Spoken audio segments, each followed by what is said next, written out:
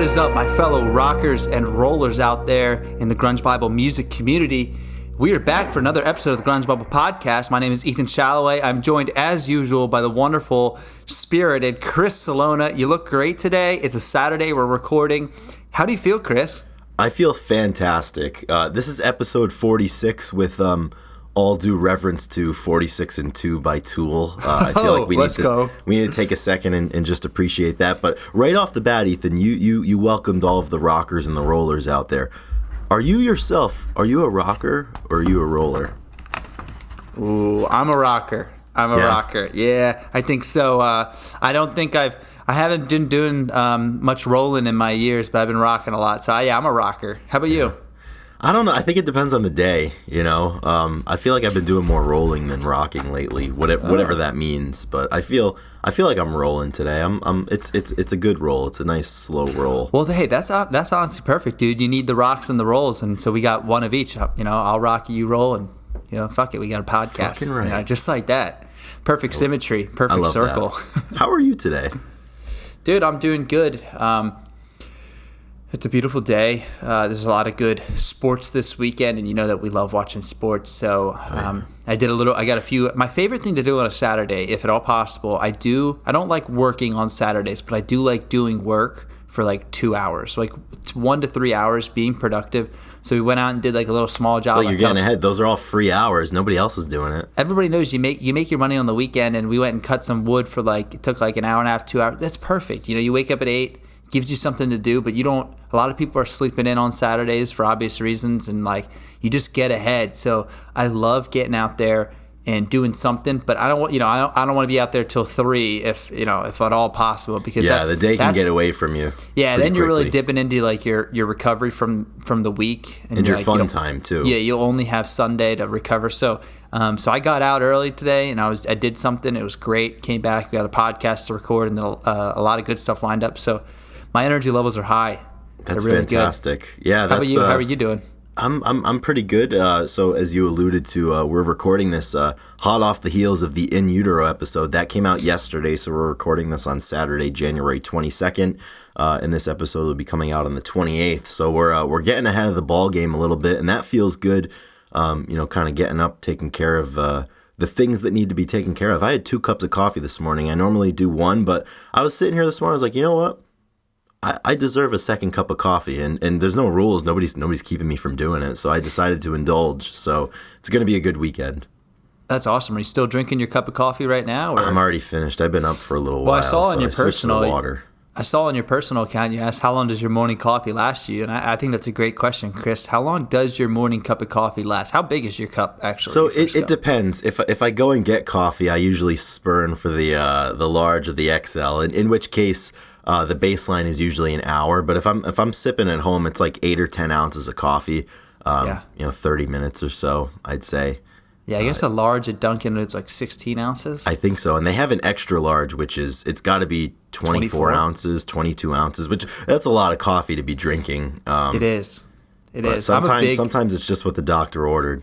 I'm a big coffee guy myself, and I always make my coffee in the morning. I love going to get some, but I feel like I like good coffee, so it's more economic to make my own at home. Totally. And then save money that way. So, but I've been pretty good at I drink 1 cup a day basically, 8 to 10 ounces. I'm the same way. 8 to 12. I drink in the morning, and then sometimes you get the afternoon when I get done early, and I maybe want to make another cup. But I've kind of steered away from it. I limit myself to 1 nice cup of coffee in the morning, and then I make myself drink other stuff. And then you really look forward to it, and you enjoy it more. I totally do. Oh, because once it's gone, that's it. You gotta wait until tomorrow. Yeah. Oh, I definitely go to bed and be like, dude, I cannot wait to get up and get a fresh cup of coffee. It really is. I mean, that time in the morning is special. It's important. I also think, I love, it doesn't happen all the time, but in the right setting with the right people, dude, a nice dessert cup of coffee after a meal at 7 o'clock. That's very underrated. Yeah, that's holiday stuff. Thanksgiving, Christmas, you finish the meal, it's like, who wants coffee? And you're like, sign me up. I'm going to take a cup of coffee and go right to the couch, fall asleep. Somehow, it works every time on the holidays. It's always been really funny because the concept of at 8:30 p.m., pouring yourself a nice hot cup of coffee seems so antithetical to what coffee is for, but I love it. You know, it's great after the end of a nice long meal, especially at the holidays. I usually only do it around the holidays, but it's important. Do you get caught up with the caffeine? Does it keep you up like? No, it really doesn't. I could drink a cup of coffee like and go to sleep right after. It doesn't affect me in that way. Yeah, I totally agree. And then one last coffee snippet. My roommate in college, and you know him well. We'll call him Bird. Yes. He loved espresso, and he did this thing called espresso naps. And what you do is you make an espresso and you drink it, and then you take a nap. And it takes about 20 minutes for the caffeine to set in. So what you do is, obviously, you drink your cup of espresso, go to sleep, and then 20 minutes later you wake up, because that's like the preferred like napping, and then the caffeine kicks in. So not only do you get like a little bit of rest, you don't drop into like deep sleep, but then you wake up energized because the caffeine is hitting. And I love that idea. Yeah, I don't know. I mean, he's pretty scientific, so I'm sure there's some engineering stuff that went into that, and the trial and error. I don't know if it was like a double-blind experiment, or there was something going on there that he arrived at that conclusion. But it combines all of the stuff that we just talked, like going to sleep right after coffee, but then waking up energized. Oh, dude, that's great. Really good stuff. We like that a lot. So, good segue here, talking about a shitty cup of coffee. Oh, look at that. Just like we drew it up, Ethan. Just like we drew it up.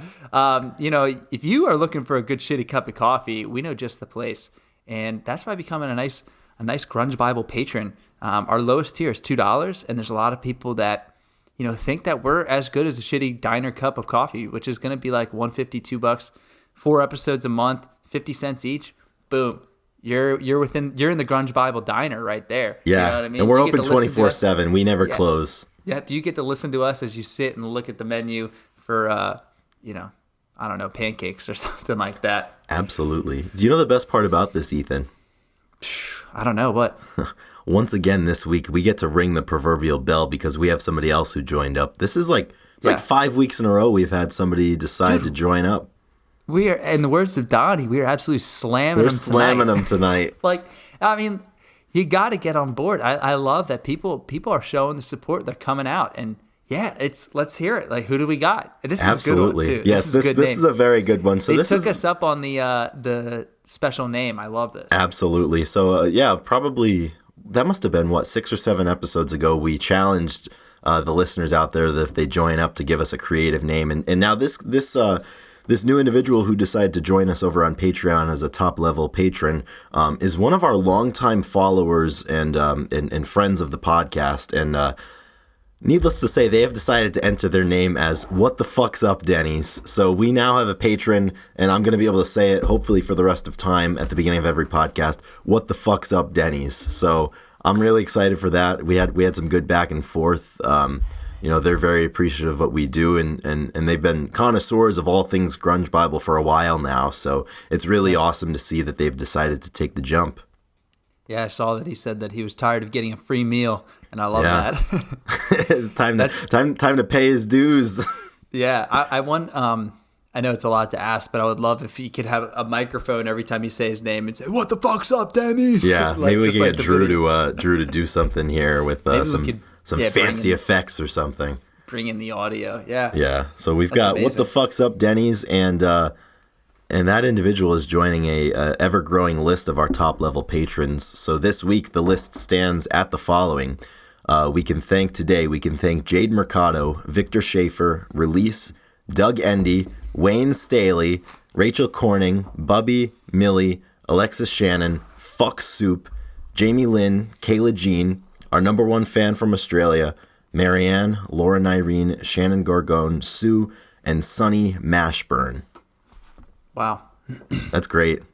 So I get to say Wayne Staley, Fuck Soup, and What the Fuck's Up, Denny's every single time we do a podcast. Those are the top 3 right now. That's great. And obviously we have the shock value for What the Fuck's Up, Denny's. Yeah. I'm gonna have to lead in with that one all the time. Just be like, "What the fuck's up, Denny's?" Yeah, exactly. That's good. So we're really excited for that. So for everybody out there, if you're interested, go give that a look. And for everybody who has decided to join up, I think we're at 35 individuals now. Thanks so much.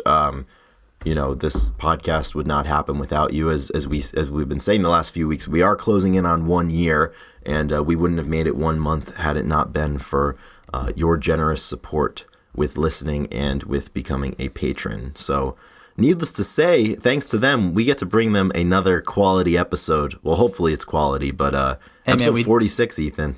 Yeah, we do it for the people. There's no doubt about that. Yeah, this is what we're here for. Yeah, and public servants. This episode has a lot to do with the people because over the years, obviously, people give us band suggestions, ask us if we've listened to us, if they could post certain things, and basically just berate us with band titles. And so we got to thinking, we're like, how much do we know about the bands that people are, because usually if we don't know a band, we don't we don't say anything. But so we took to the poll and we just asked what you guys were listening to, and you gave us like a ton of bands. So what we're going to do is kind of go back and forth, and we're going to give each other a band, and we have to talk about it for a minute, and we're going to see how we hold up, what we know, and we're just kind of going to go back and forth and see how many bands we can touch on.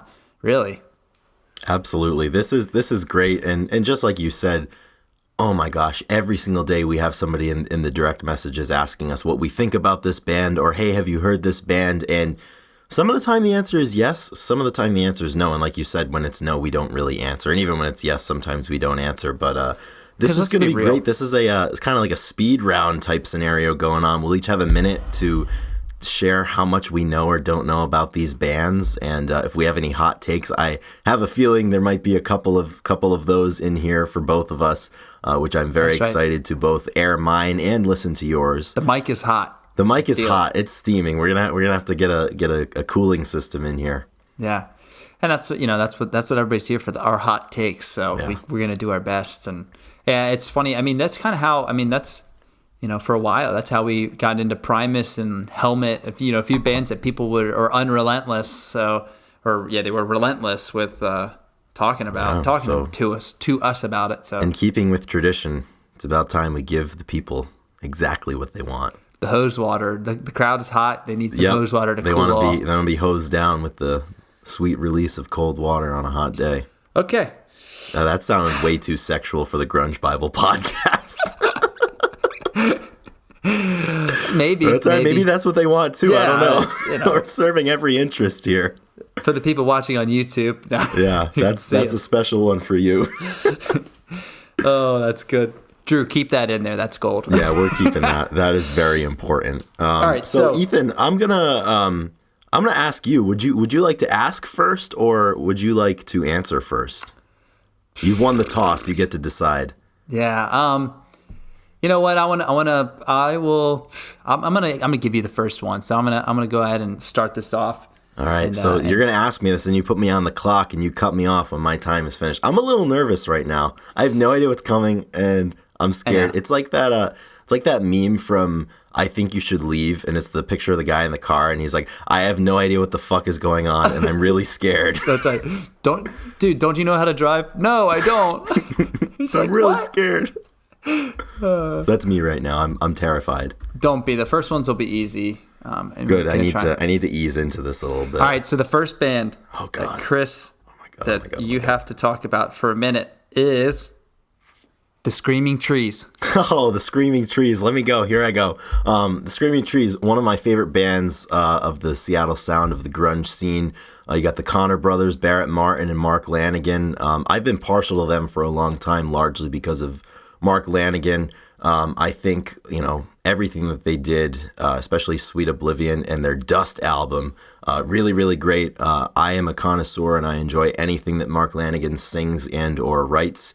So the Screaming Trees are a band they're very important to me. So this is a really easy one for me to answer. That's why I gave it to you. You got to go listen to Dollar Bill and take a drag on a cigarette and lament all of your lost lovers. That's what I recommend for the Screaming Trees. That's a good entry. Awesome. That's good. That was, a good 40 seconds right there. Just so you know, just for future. It looks like I would say that the first album came out in 86, which I think is worth noting. Their last album, I guess, was 96. 11. Oh, what? Was it 96 or they came out with, they released some other older stuff? Yeah, they had, I guess the final recordings were 11, but that might have been a compilation. But 96, So looks like about seven albums to go back and listen to. If my memory is correct, they have one that's called, I think, Uncle Anesthesia. It's pretty good. I think it came out in like 89 or 90 or something. I think that's a good one. I have it up as 91. But oh yeah, see, I was close enough. I'm not quite the connoisseur I just told myself apparently. Now, guys, Chris is much more of a encyclopedia when it comes to this stuff. So my response is maybe much different. So I hope I can hold up, because I guess I knew that was a softball and it was going to be really good for you to tackle first one. So I'm ready. Right. Well, I need to give you an equally as softball, but I kind of don't want to. No, don't just give me. Yeah, just give me whatever. Well, this is kind of mid range. So Ethan, you are on the clock as soon as I say the name of this band. Tell me your opinions about Blues Traveler. Oh, the Blues Traveler. Well, this was one of the first bands that I feel like I listened to on the bus, and mainly because of John Popper and his incredible harmonica abilities. And I think that I don't have a deep listening to like their catalog, but I did listen to all of their main songs like pretty aggressively for a little bit. I love their Shoreline Amphitheater performance. We love performing Hook and a few other songs, and we posted that. I forget what was it. There was a benefit for. You probably helped me out afterwards, but I can't remember exactly. It was for a group of a foundation of whatnot. And it was just a beautiful performance because they were up on stage and it was great. And John Popper he's a rather large man, and I love rockers that. I don't know. I love the presence of a big man with a harmonica. That's it. Yeah, he lets it all hang out there, and it's very important. So one thought I have about Blues Traveler. Do you remember? Were you ever a Pandora music individual? Of course. And you know how you'd pick a station, and then based off of how you would thumbs up or thumbs down songs, it would home the station, right? Yeah. Any sort of 90s station that I ever did, no matter what band it was, Blues Traveler would always find their way in there. And then it would get to the point where it was almost incessant Blues Traveler, and I was like, I have to kill this station and start over again, because Blues Traveler is good, but it's not what I'm going for right now. Well, yeah, and if you listen to, I feel like a lot of their songs are very similar, set up the same way. Yeah, it kind of has a similar thing to it. Taking that harmonica for a ride. Yeah, he's a perfect like feature to songs. Like bring him in to rip a solo for a little bit. You can play the shit out of that thing though. Oh yeah, I mean, incredible work. Yeah. That's fantastic. Right, nice, good band. Yeah. Okay, next band I'm gonna go with is the Toadies. The Toadies. Oh my goodness, this is very important. They, I believe, came from somewhere down in Texas, and I mean they're just an absolutely fantastic band. I mean, I don't know if there's a person out there who has heard of the Great Possum Kingdom and doesn't absolutely love it. That's quintessential Toadies. They also have a song called Tyler, which is really good. Mm-hmm. And surprisingly enough, I heard a cover that they did a couple of years ago of Heart of Glass by Blondie. And it's fantastic. I don't understand how, because I hate that song. I hate most things from the 1980s, as we might talk about later on this podcast. But Toadies fucking rock, and much to my bamboozlement, I guess, I did find out that there is an actual geographic place called the Possum Kingdom. There is a Possum Kingdom lake in Texas. In Texas? That was apparently the inspiration for the song. Fun fact about this: whenever we post them, we tag them, and they always comment a little bit. And hopefully the day will come where we can go to a Toadies concert together, Ethan. That would be they're still touring. People tell us they're still out there. They're just celebrating. I think it's 30 years of Rubberneck. Yeah, so Rubberneck came out. Rubberneck came out in I believe it was '94. Okay, and that had the Possum Kingdom on it. And lead singer of Vaden, Todd Lewis at the helm, and yeah, we love the Toadies. Quick note: nothing better than listening to Possum Kingdom with one earphone in and getting the reverb and the just super weird, It's just a great '90s alt rock song, and there were so many of them out there that this exercise kind of makes me remember a lot of these bands, just kind of thinking of the different bands that was like, wow, I remember this band. Yeah, That's pretty good. I'm glad you gave me the toadies. I really appreciate that. Yeah, no problem. Least I could do. Are you ready for your next one? Yeah, I am. All right. Well, there's one fact about this band that is still mind-blowing to this day, and I've never heard it before, and I don't know if you have either, so if you don't say it, as soon as your minute is up, I am going to point out something about this band. But Ethan, what are your thoughts about Silverchair? Yes, Silverchair. This is a crossover. I had one of the bands that I had for you. Awesome. You know, they were so young when their first album came out, and I think Did it was you know they were only 15? They were only 15 years old. I think it was 92. Frog Stomp is one of my favorite album covers. I think it's such a clean, beautiful piece of art. And all the songs on that album are really, really awesome. I think the second album, I've listened was it Freak Scene or Freak Show, and I've listened mainly to those first two albums like pretty thoroughly. Just an incredible, I guess, as they would say, a combination of Nirvana and Pearl Jam, but they're their own thing. I mean, they're really a solid stuff. I love, what was it? Israel's Son. Israel's Son. That's one of my favorite songs by them. And yeah, dude, they were so young. I can't believe it. Can you believe that? Yeah. So one editorial note. I feel like you ever watch Around the Horn, or no, it was PTI actually, PTI, and Tony Reale is like, he gives the corrections like halfway through of like where the hosts fucked up. One editorial Frog Stomp was 1995. 95, not 1992, but yeah, man, Silverchair. What I wouldn't give to be able to sit down and speak with Daniel Johns, and who knows, that might happen someday here on the Grunge Bible podcast. But you just never know, man. That's got to be a tough spot to be in when you're 14, 15, and you just blow up, and people just assume or they discount what you're doing, because they think that you sound or look like somebody else who happened to be famous shortly before you. That's a raw deal, but their music fucking rocked. Like you said, those first two albums are great, and I want to get into more of what Daniel's been up to since Silverchair, the Silverchair project ended. Yeah, like it's interesting. He's a creative mind. Right now, or do you wanna? No, not right now. I don't know anything about it yet. Yeah, I was time's coming. I was listening to some of his newer stuff, and it's pretty sick. He definitely took a pivot, but it's a lot of stuff that I'm kind of into right now. So we'll come back to that for sure. We'll cook some of that up. All right, next one. I'm excited for this one. All right.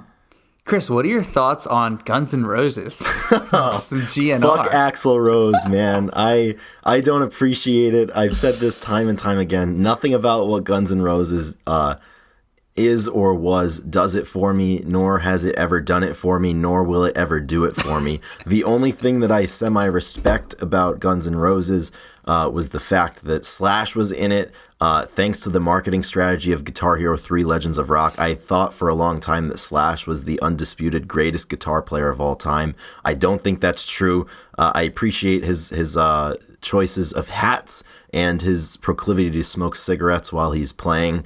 Otherwise, Appetite for Destruction, Chinese Democracy, none of that. Use Your Illusions 1 and 2. None of that does it for me, man. I don't like it. I think Axl Rose is I don't know what adjective I want to use. A straw man. He's a straw man. He's a red herring. He's at, but you stole my thunder with the Guitar Hero facts. I was going to say he was the only good thing, the only standing power that GNR has for me is they were in Guitar Hero 2 and 3 Legends of Rock, and yes, you had to beat Tom Morello first, and then you had to beat Slash in a guitar solo, a guitar off, or guitar battle, sorry, and then you could unlock him to play with him. Yes, he had the top hat and the cigarettes. Yeah, the hat and the cig. Did they have the cig in the game? Oh yeah, absolutely. Yeah, it was PG. I mean, you can smoke cigs in a PG type thing, or rated T for teen. A lot of people are smokers. A lot of people are smokers. You're absolutely right. It probably was T. What are your? I just feel like, I mean, they're all incredibly talented musicians, and Axl Rose is or at least at the time, he was a very gifted vocalist. I mean, his range is unbelievable, but a lot of their stuff, I just don't appreciate rock from the 80s. I never really have. Yeah. Sweet Child of Mine, Welcome to the Jungle, anything that's over. The only Guns N' Roses songs that I like, I think Yesterday's is pretty good. Used to Love Her is kind of funny. And then I guess I like Patience a little bit too. Patience is like my favorite. I don't know much else. I mean, I hate Welcome to the Jungle. It's fucking terrible. overdone. Eric Lederman, if you listen to this, please. Please absolve me of my sins please for absolve slandering me. 80s rock. I don't know. I think rock from the 80s, you had to have been there to appreciate it, I think. To understand it, yeah. Yeah. I think you have to. Don't hold it against us. Exactly. We're young, we're posers, so that's just the way that it goes. Ethan, are you ready for your this is our third band. Yep, I'm ready. Okay, this is a fan favorite in terms of its polarization ability. And I know where you stand on this, but I'd be interested to allow you the opportunity to share where you stand about this band with everybody else. But Greta Van Fleet, what are your thoughts here? Greta Van Fleet, knock off Led Zeppelin, as people would say, a lot of hate. And I do love Led Zeppelin for everything they've done, but I think there's space for Greta Van Fleet. I think that the brothers, because the lead singer is brothers with the guitarist, I believe. I think there's three brothers, and then the drummer is their friend. Yeah, and I love that, dude. I love a family that can play music. I love any brothers or any family members that have a band together and can keep that. So I love what they're doing. I wish that, I guess I wish that I don't know when their last album came out, but I would actually like to talk about them more because I think they're extremely talented and maybe have the same sound as Led Zeppelin, but that's what you do when you admire people and you get influenced by it. And there's nothing wrong with that. And I think there's absolutely a space for Greta. I'm trying to think of Flower Power, I believe is their top song and is extremely good. Big fan of that one. They had a new album. Maybe they released two or three. Time's up, but they have. I think there's two or three that are out there. And I remember they came out with their first album or EP. I can't remember what it was. I think it was From the Fires. It was called. Yeah. And it came out in 2017. So we were finishing up college at the time, and I remember listening to that quite a bit. And a lot of my teammates at the time were into it as well. So it's one of those emblematic of a point in my life records for me, but I like them. I don't understand the hate because at this point most of popular music has already been done before, so everything's just somebody putting their own spin on it. So why do we we listen to Led Zeppelin and we appreciate them? Why should we bag on somebody else for listening to them and appreciating them and being inspired by them? And the argument is that Led Zeppelin took a lot of their melodies from older music as well. Yeah, they pawned off the blues and they didn't say shit about it. Yeah, and I think, I don't know if people, I think for some reason 2017, when they first came on stage, they were really young. They were also they were probably 18 or 19, I think. Yeah, they were teenagers at the time. I think the oldest one was maybe 20. That's when they were the most controversial. So I don't know if that that smoke has kind of blowed over nowadays, but it was really pretty strange. Extreme back then for some reason. It was really strange. The first time I heard of them, there was some news outlet, and it was something to the effect of they shared the first music video for, I forget which song they came out with to begin with, and they released it, and the tagline for the article was something to the effect of, holy shit, Led Zeppelin is reincarnated in these teenagers from Michigan or something. And everyone was like, holy shit, this is awesome. And then it almost took people a couple of weeks maybe to get their bearings. They're like, wait, this isn't awesome. They're pawning off Led Zeppelin. It doesn't fucking matter. If it sounds good, listen to it, Yeah. And if you want to listen to Zeppelin, go listen to Zeppelin. But you can't see them anymore. They're not coming out with any new music. And what about Get the Lead Out? Right. You've seen them before, right? Oh, I've seen Get the Lead Out. I went to see them right around this time, 2017. They rocked, man. What about cover bands? Those guys make a living playing other people's music. So we don't. Yeah. Why don't we not appreciate them? Why don't we slander them? Yeah. It's real quick, Ethan. Let's diverge for a second. What do you think about cover bands? Yeah, this is an interesting topic. I think I've kind of gone back and forth. I've seen Get the Lead Out, and it was incredible because I wasn't around to see Led Zeppelin. Right. It's obviously they broke up in 1980. And I think that two things. One, I think that cover bands for bands that are dead and gone for all intents and purposes is is special and can be I think can be well utilized. But there are bands that are covering bands that are still around, it's still playing and whatnot. And then I'm like, dude, what? Make your own music. Be creative. You don't need to. So unless it's a historical and kind of reenactment of sorts. Yeah. I do like that, but Yeah, there's people that are just playing. Isn't there a Pearl Jam cover band like right now? Is there one? There's probably 27 of them. Yeah, exactly. Maybe even more. You can imagine going to a faux pas Pearl Jam and hearing someone try to sing like Eddie Vedder. Some of them dress like Eddie Vedder circa 92. Of course. With the pink pop shirt and the combat boots and the hair. And I don't know. My thoughts on cover bands, I think I filter it more through the lens of the people who are playing the music, and they must enjoy it and they must really love these bands. So it's a way for them to feel closer to the music. They get to play hits. They get to play all the hits. They get to rock people love that shit. If you can't write them, cover them. Eddie Vedder won't play, or it's like they won't play Stairway. Well, I will. He's like, damn it, I will every night. I'll close the show with it, which people is still want to hear it, so I'll play it. I don't know. At least cover bands, they're not gypping anybody. They're not coercing or duping anybody. You know what the cover band is going to do. So in that sense, if you go to a cover band show and you don't like the fact that they're performing covers, that's totally on you. There's nothing else that anyone else can do about it. So in that lens, I don't really have a problem with them. I've only seen one cover band. It was Get the Let Out. We've both seen them. Yeah, we have, and they were electric. I got all my buddies. We got our hats signed by some of the guys in the band. I think I went back. Fantastic. I went backstage and got to meet them. It was amazing. But man, they're good musicians. That's the thing. You have to be good musicians to cover a lot of these bands that people make cover bands for. So I don't know. I mean, if that's your thing, go ahead and play it. It's super fun. I just don't know about the whole dressing up as them. That kind of. But whatever. If you enjoy that, it doesn't hurt me. So go ahead, have fun. Hang from the rafters if you want. Yeah, it's just very flattering, I guess, to the bands. Yeah, I guess so. Okay, next one. I know you're gonna love this one. This is a great one. We love this band, and I'm gonna go with the band, Chris. The band.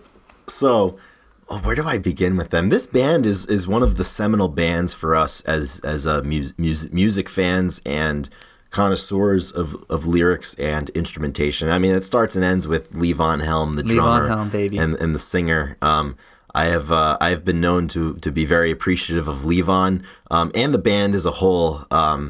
Music from Big Pink, it's hard to get better than that. Everybody in that band was fucking incredible. I mean, you had Levon, you had Rick Danko, you had Richard Manuel, Robbie Robertson.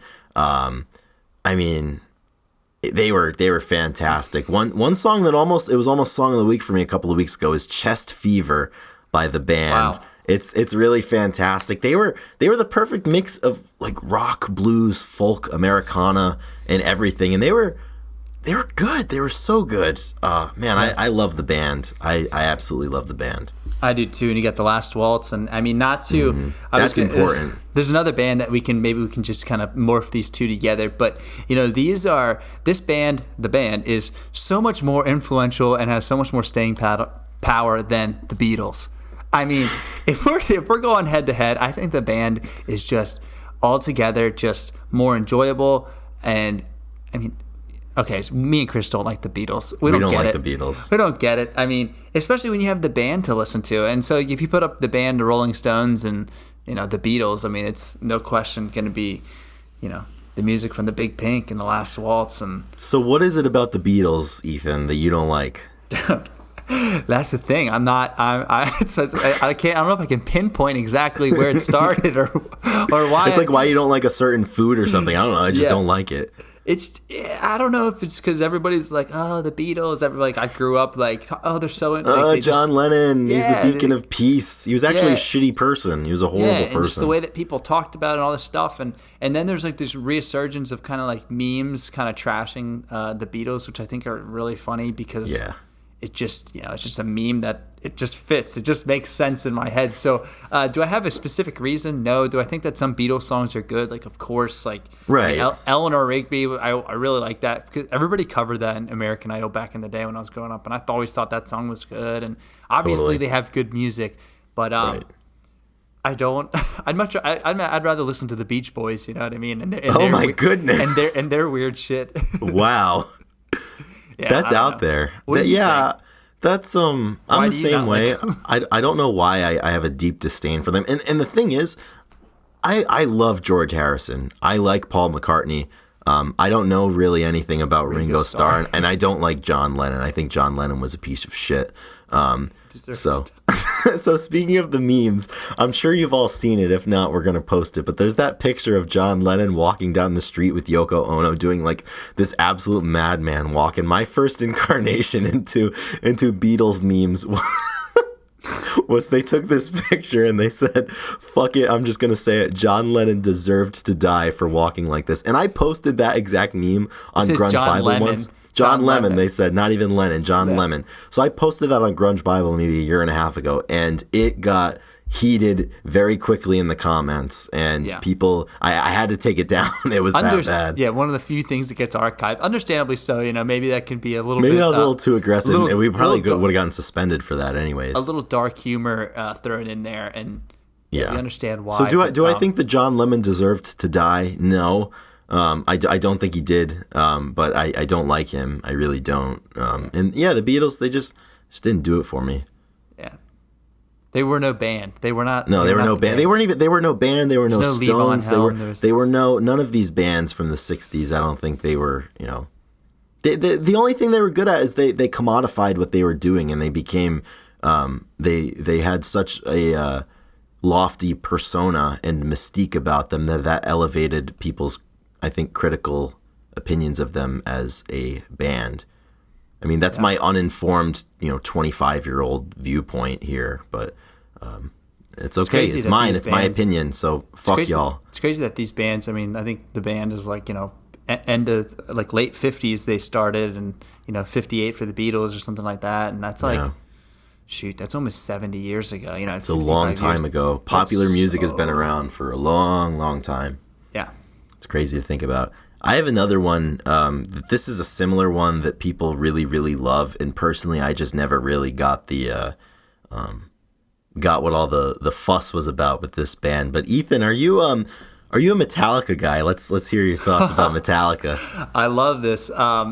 So you got Lars on drums, who I'm a drummer myself, and I think that Lars is he was in the perfect band. I don't know, he's a really good drummer, obviously, but he fits. I feel like he fits Metallica only, and I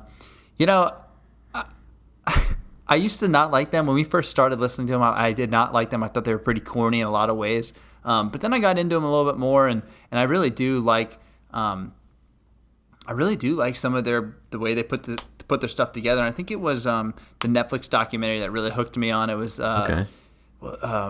Recipe for Disaster. I'm butchering it. I can't remember the title, but it was a really good documentary about their split up and how they came back together and their struggles. So I got a good, nice inside look about the band and like Hetfield and Lars and their interaction, and then how they brought on the new bassist, and it was really cool, and I love those documentaries that are well done, and kind of music documentaries are really fun to watch. The Eagles one was a brilliant one. I mean, obviously The Last Waltz. So yeah, Metallica. They fought their way to the top as far as like metal goes. But people will say they're not real metal, and they're probably right. But I still like them. Well, it seems to me, not being a member of this faction, but metal music fandom is almost more insufferable, I think, than the grunge community, in terms of the infighting and the, this is more legitimate than that, or that's not really metal or whatever. I mean, I've never understood it. Metal's never really had a big draw for me. I think it's another one of those things that I think I had to have been there for me to really get Metallica, because I really don't get it. And I'm not how do you say, I'm not holding my breath for the day that I wake up and I do get it. I don't know, it doesn't do it for me. So what this brings up a good question. What genre of followers and fans are the most insufferable? Which group of fans are just like... Well, if you ask me after the last 6 years, it's got to be grunge fans right now. I'm just kidding. I love each and every one of the grunge fans out there. It might be metal. It might be metal. It might be metal, yeah. You think they're the most like gatekeeping out there. Like I think so. I mean, I'm trying to think of what other there's jam bands. Obviously, jam bands are that's pretty bad. I mean, there's just like Tool in general. Just their fans are, if you don't get it, you don't get it. It's like there's jam bands, there's the metal fans, there's the Tool bands, there's everybody out there who hates John Mayer. That's a faction all of its own that comes to mind. People will sacrifice, arm and leg to slander him. I don't know. There's a lot of blind spots for me for this type of thing because I haven't spent a lot of time amongst a lot of these ranks. But based off of what I know about like metal fandom and jam band fandom, I don't know that I want to. I don't know. Both of those would be tough, yeah. But we do have to make good on our promise from summer 2021 to become jam band people, so we're still working on that. We are. It's tough. The goose is loose, luckily. Yeah, so we're able I think we're gonna become fans of the goose. Yeah. Correction. The documentary was Some Kind of Monster by Metallica, and it was really good. It's on Netflix, and it's always interesting when people like while stuff is happening that they get a camcorder and start recording. Like this is going to be good in the future. Like that's always so interesting that people have just lots of tapes to kind of pull back on. Yeah. Absolutely. Right. So I think what we'll do now is, you have to ask me one. So we'll do one more piece, and then we'll do a rapid fire round for maybe 3 or 4 bands where we just give one comment and we go back and forth since we're running. Time is slipping away. The years are not stopping here. We talked about making it quick, and here we are. This happens every single week. We're like, this will be a short one, and sure enough, it's not. So this is your last one that you can ask me, Ethan. So okay, I'm gonna go with the band Chaos. So it's Chaos. That's the one with Josh Homie's in that, right? Kyuss. Yes. Is it they Josh have a song Homme? called he's in there because he started that band and then the Trees drafted him to be one of the guitarists on their final tour of Europe in '96 or something.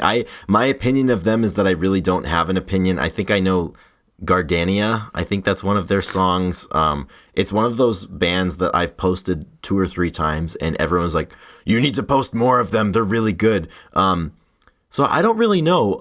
The only other thing that I know about this band and the frontman, Josh Homme, I think that's how you pronounce his name, I'm not sure, is that a couple of months ago, there were some allegations of child abuse levied against him. So I don't like that very much.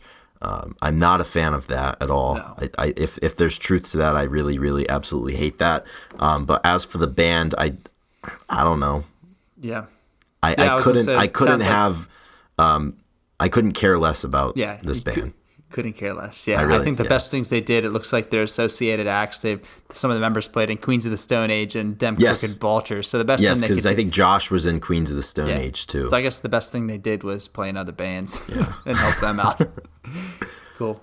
Yeah, absolutely. So this is the last one that I can ask you for the in-depth. There's a couple of contenders, but I am going to go with everybody's favorite, The Collective Soul. Oh, The Collective Soul. So this is Ed Roland, right? This is yes, lead singer. I believe so.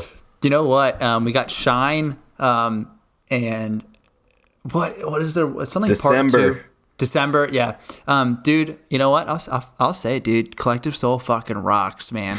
If you wake up on a Saturday morning, get the sun coming in your window, and you put on Shine, or maybe you put on, December, or there's another song that I really like, something Part 2, I think it was, and it's just a feel-good rock band. Are they super, they're super talented, but are they, maybe as extreme, solos? No, or, maybe it's not as heavy as you want it to be and whatnot, but maybe they're not as light as you want them to be, but for some reason they scratch a specific itch where you just need to enjoy them, and you just need to put your hate aside and just let the Collective Soul come in and let it shine down upon you. Ethan, I could not agree more. This is officially a Collective Soul fan zone, the Grunge Bible podcast. This is a safe space for all who appreciate Collective Soul. One thing about this band, the album that Shine is off of has one of my all-time favorite album names, and it's that album. It came out in 1994, and the album is called Hints, Allegations, and Things Left Unsaid. And I always really, I don't know why I like that. I just think it's super funny, and it's pretty great. But I totally agree, Ethan. Shine is probably on the short list of just vibe songs that I have from that era.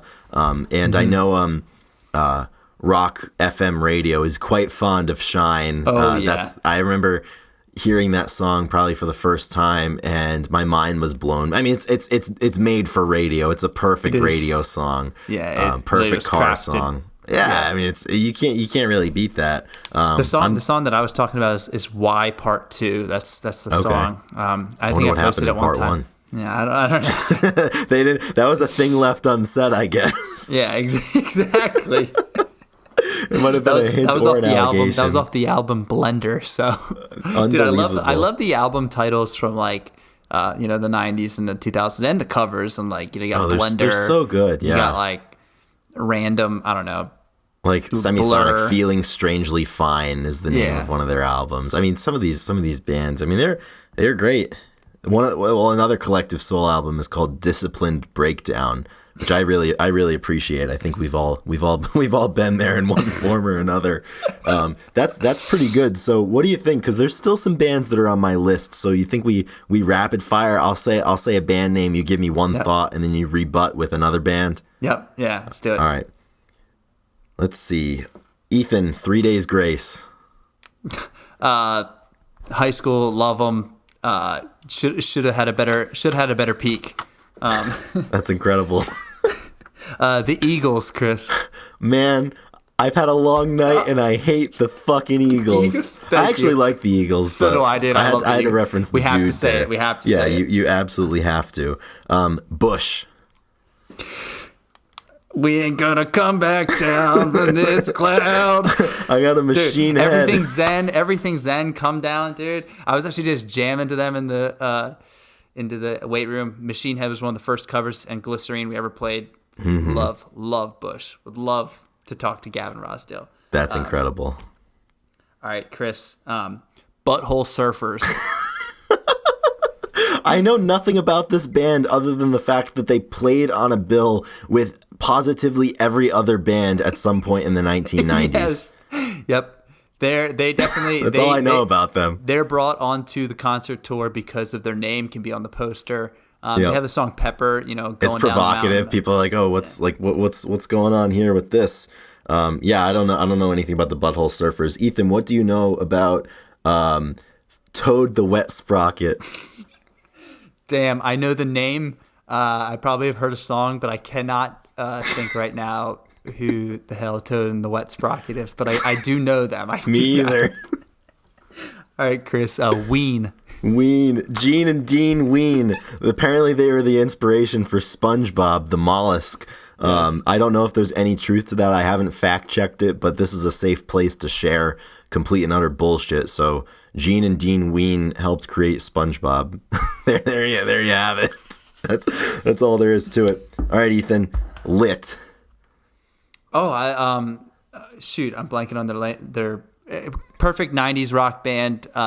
Just heavy guitar. I don't know, 4-piece band or something. Pretty straightforward. I can't think of My Own Worst Enemy. My Own Worst Enemy. Yeah, gotta love. That's one of my favorite. It is no surprise to me that I am my own worst enemy. Absolutely beautiful song. That's great. Okay. What was the band I just had in my head? Oh I'm blanking. Anyway, I'll do a different one. How about Sponge? Sponge, one of those other quintessential 90s bands that you forget about until you hear those songs. I include Sponge with Cake and Cracker and Everclear, all of those bands that you forget about, and you would think that all of their songs are by one band, but they're all like 6 different bands. That's what I think about them. Perfect. All right, we're gonna throw it back in time a little bit. Ethan, Dire Straits. Dire Straits, just great guitar. One of the best guitar riffs to start a song. Knopfler, incredible. and wish I could have seen them live. He's still touring, right? He's still touring now. He's getting up there. He's almost 80 now, I think. Actually, one of our patrons, Doug Endy, and they actually went to a show a couple years ago. They saw Mark Knopfler? Yep, Mark Knopfler, and I wish I was able to have went to that show. Yeah, so just a legend need more. Got to get them before they're gone. Yep. All right, Chris. Meatloaf. Oh, rest in peace, Meatloaf. Rest in peace. We have to talk about Meatloaf. Yes, this might be a little more long form with reverence to the great man who passed away. By all accounts, he was an absolute gem of a human being. I read a story where in the 90s he coached, I think, his daughter or one of his neighborhood, the children in the neighborhood. He coached the JV softball team at the local high school for a year since they didn't have a coach. As for Meatloaf the musician, I cannot stand his music. I don't think any of it was good. Paradise by the Dashboard Light is one of my. If I had a short list of songs that I would prefer to never hear again, that is on there. Wow. Yeah, that's incredible. So I'm sorry. I really like his ballads. Obviously, "Bat Out of Hell" and I hate all that shit, man. If I Could Do Anything for Love, but I won't do that. I can't stand that shit. I think I love a good ballad, so I think he does great. Notably, also his work in film. He was Robert Paulson in Fight Club, which we love, and that's very important. Very important. I didn't realize that. Obviously, Rocky Horror Picture Show, and have you ever seen Rocky Horror Picture Show? I have back in the day. I was going to go see it. They obviously played in theaters like every year, and I was going to go watch it, but I haven't. So it's been quite a while now. Have you? I've seen it once. It's not on my list to see again, but I feel like it's something that you have to do. Yeah, I might go. But he actually played in Tenacious D. He played Dio for a quick minute, and he was also in Wayne's World. So he's been in music. He did it all. So he was in a few films that I really enjoy, and he seems, but like nobody has ever had a bad thing to say about him. It seems, which is really impressive. Just me. Just you. I'm the only one. The man just passed away, and I'm talking about how much I didn't like his music. But yeah, it's rest in peace. He had a lot of great work that we get to still enjoy. Luckily. Absolutely. All right, Ethan. We'll do. What do you say? 2 more apiece. Yeah, this is fun. Let's just keep ripping them. Yep. Third Eye Blind. Dude, I had that same thing. I had the same. I'm pickpocketing you. Dude, yeah, you took that. You took 3 Days Grace. Believe it or not. Semi-Charmed Life. We played Jumper as a band. Yeah. And dude, Semi-Charmed Life, for some reason, dude, that song does not get old for me. It's one of those songs where I put it on. It's a great summer song, and it's just like. It's just the do do do do do do, but it's just like it's just so good. It has great legs and just has dude. lived Motorcycle on. Drive-By and God of Wine. I have had many an emotional experience to those 2 songs. That first album, there's not a bad song on there. No, that's very true. That's a good choice. Good choice. All right, next one. Breaking Benjamin. Breaking Benjamin, a classic band for our age. Yep. Unfortunately, I don't know anything else about it. No problem. That was one of my favorite bands in high school. I figured were they Diary are they of like Jane? In the same conversation? What band would be like a cohort of theirs? 3 Days Grace. 3 Days Grace. Avenged Sevenfold, maybe, or they're a little bit too hard. They're a little heavier. Okay. Probably a little. Breaking Benjamin is, more like, 3 Days Grace. And okay, I never sought them out. I wasn't big into. I didn't come of age in music. I didn't become a music person around that time, so I missed out on some of these bands.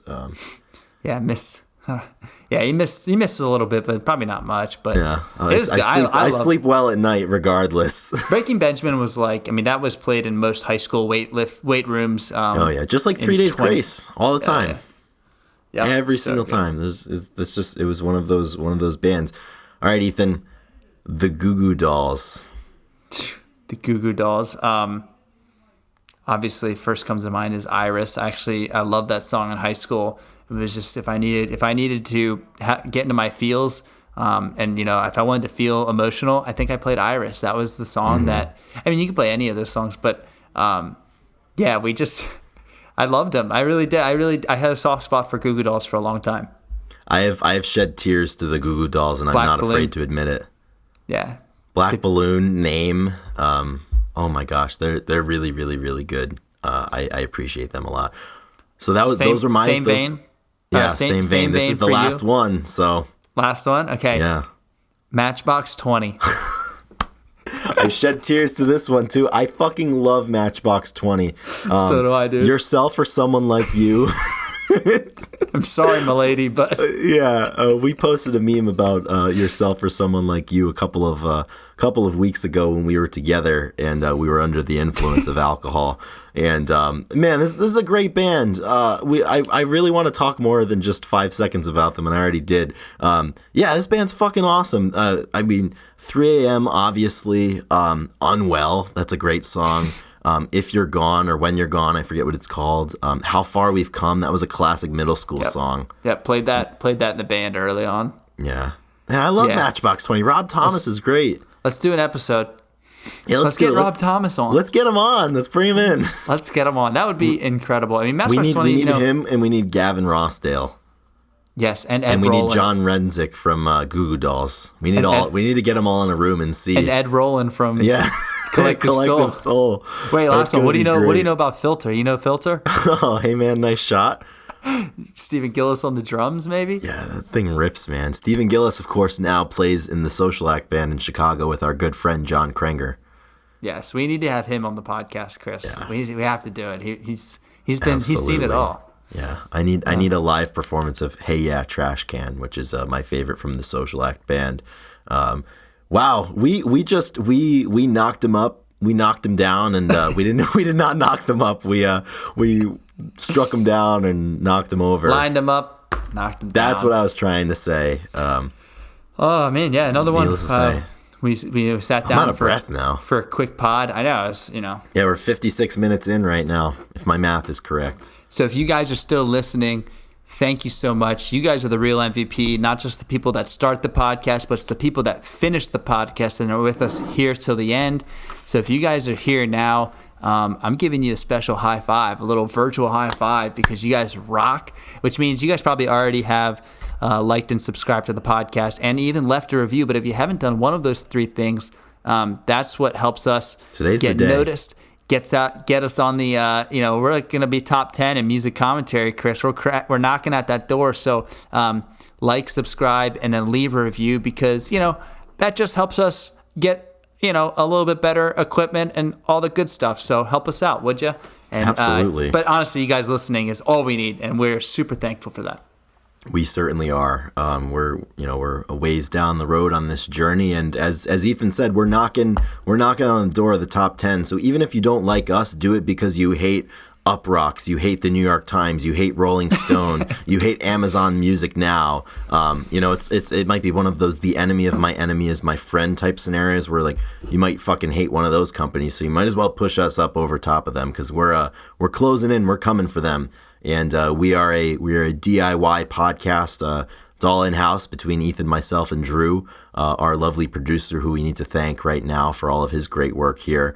Thank you very much, Drew, but also at the same time, fuck you, Drew. Fuck you. Oh, man. That's good. Great. Super good, yeah.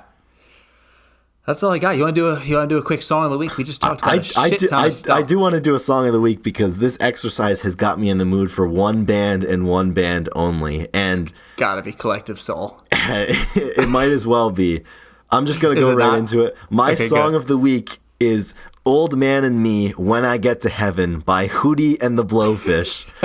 We didn't even talk about Hootie. We didn't even talk about them, exactly. But that's because it's right now. Right now is the time. It gets its own segment for Song of the Week. And if I remember correctly, earlier this week when we were kind of kicking the tires on the idea for this episode, I was in the weight room and this song came on while I think I was benching or doing accessories or something. And I texted you. I was like, fuck it. I want to talk about Hootie and the Blowfish on the podcast. And we were like, well, this is our podcast, so we can do whatever we want. And I think the idea kind of happened about that.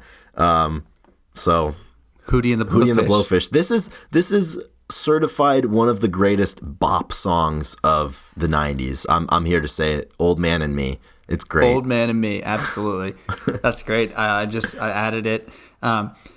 And my song is, I have to go, since you didn't pick Collective Soul, I'm going to go Collective Soul for this one because this is a safe space for everybody for Collective Soul. And I'm going to go with Why Part 2 because why not? And I just remember, I'm not going to lie right now, I'm kind of blanking on how exactly how it's set up and whatnot, but I remember that I loved it and I loved his vocals on that. And I think that it's a good song that people need to be listening to right now in these days of the new strange days. These strange days. So Why Part 2 by Collective Soul is my song of the week. Take it to the bank. That's beautiful. I'm about to quote from the Book of Roland right here, but it's not from Why Part 2, but I mean, this is a lyrical powerhouse. I just have to go back to Shine once again. Love is in the water, love is in the air. Show me where to look. Tell me, will love be there? Amen to that. That's Amen. So good. Well, we hope the love is here on the Grunge Bible podcast, and we hope anything that we do, we hope you guys feel the love that we have for all of you for supporting us. So, then heaven let your light shine down. Heaven let your light shine down. Thank you guys so much. Chris and Ethan signing off. Man, have a great weekend. And as always, rock and roll, guys. Rock and roll. Take care, everybody. Thanks for listening.